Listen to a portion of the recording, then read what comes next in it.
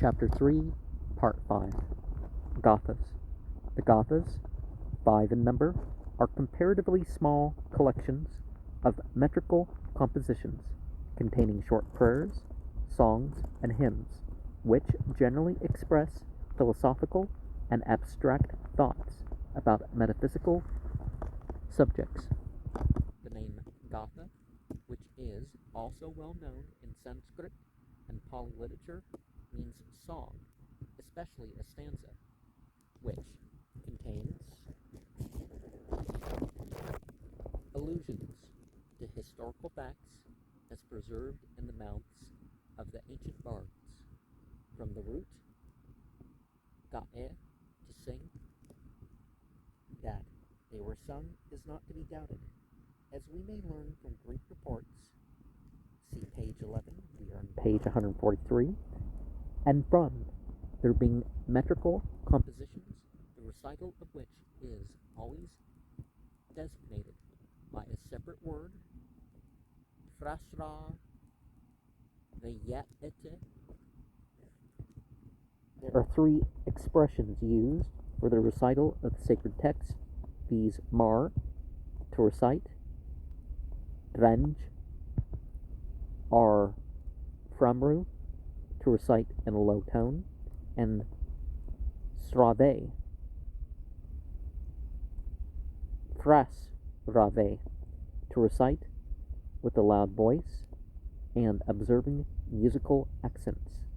The first expression conveys the most general meaning, viz. To repeat from memory, mar, Sanskrita, smar, to recollect, which was very likely done in the same way as the Brahmins repeat the verses of the Rig Veda, observing the accents in general.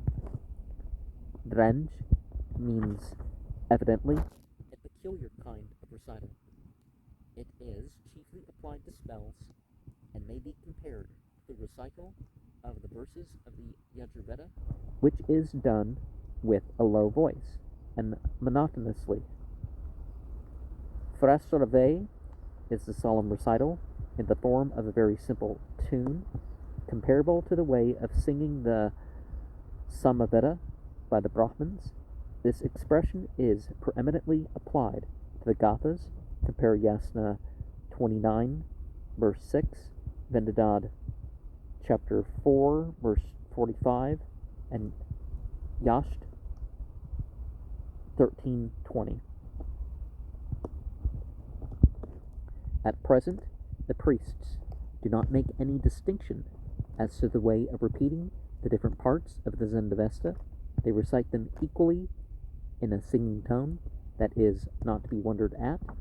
The different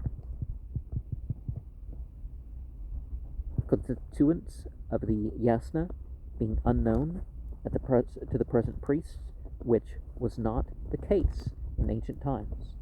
As to the meters used in the Gathas,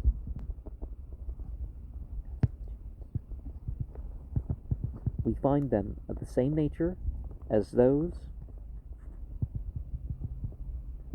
which are to be found in the Vedic hymns. No rhyme is observed, only the syllables are counted, without much attention being paid to their quantity.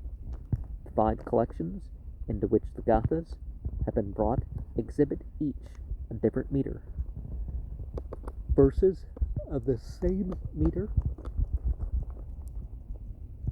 were put together irrespective of their contents. So the first Gatha contains verses, each of which consists of 48 syllables.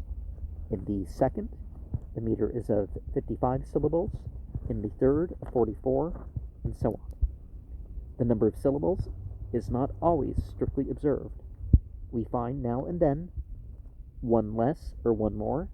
To give the reader an idea of this poetry, some specimens are here quoted.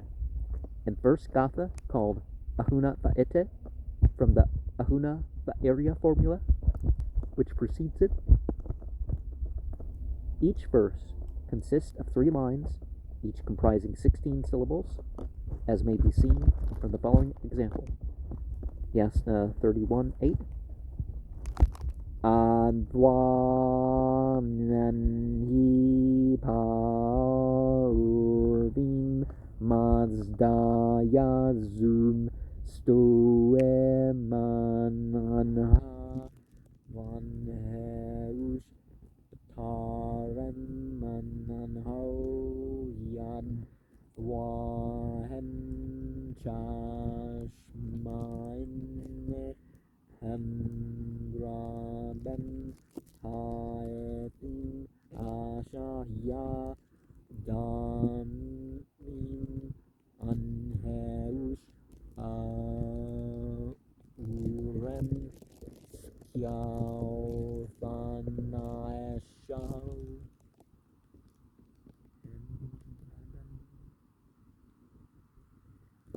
So, thee I thought first Mazda great in creation, mind of the good Father, mind, therefore, of the good Father, mind, therefore, these together, and I seized, true of righteousness, creator of life, ahura, and actions.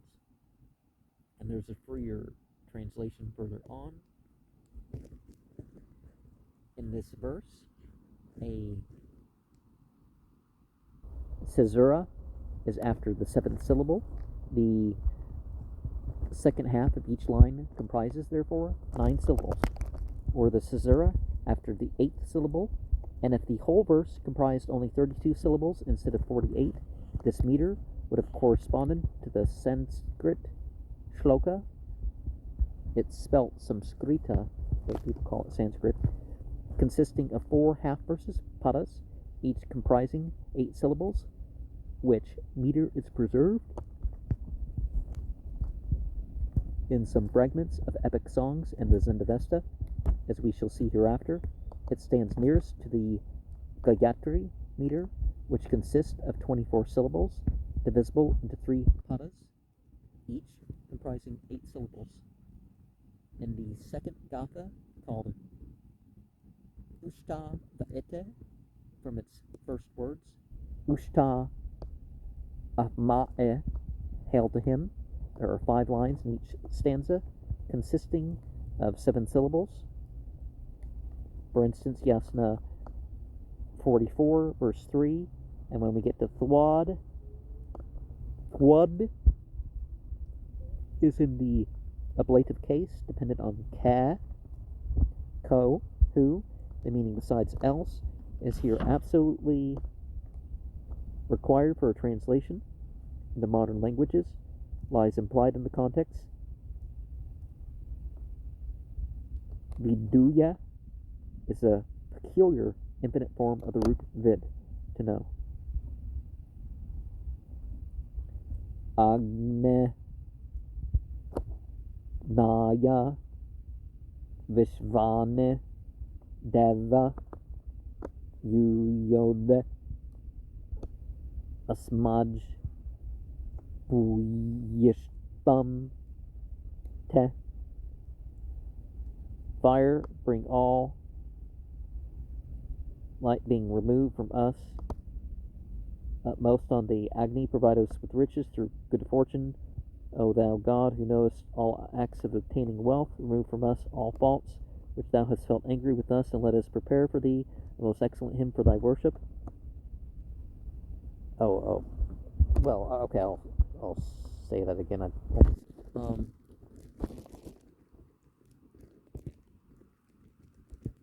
that's a Sanskrit example.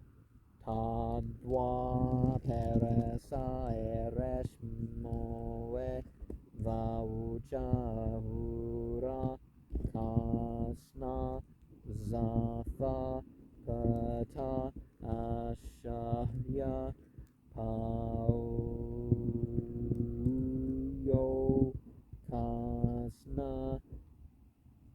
and Starancha dan anvanem kayamau uksyeti nerefsaete fuad tachid mazda vasani anyacha viduye.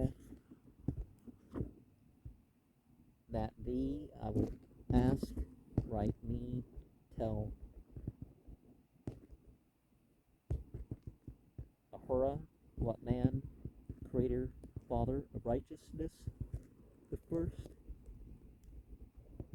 What man, sun, and stars made hath, who that the moon increases, wanes besides thee.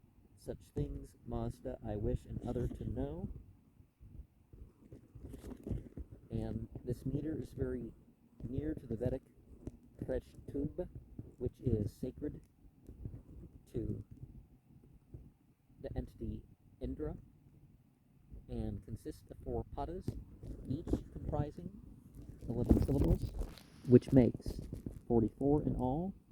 The Ushtava Ite Gatha only exceeds it by 1 pada of 11 syllables. In the 3rd Gatha, called Spenta Ma'inyu, however, the Treshtub is completely represented, as each verse there comprises 4 padas, each in 11 syllables, in all 44, just as many as the Treshtub is composed of. And to illustrate the assertion, subjoining a specimen of this meter taken from the Rig Veda 189.1. So that's what, okay, the notes kind of, Agnanaya Supataraya Asman Vishvane Deva Vayunmane Vidvan Yode Asmad Junaman Enobuyestam Tanama Uktin Vidana.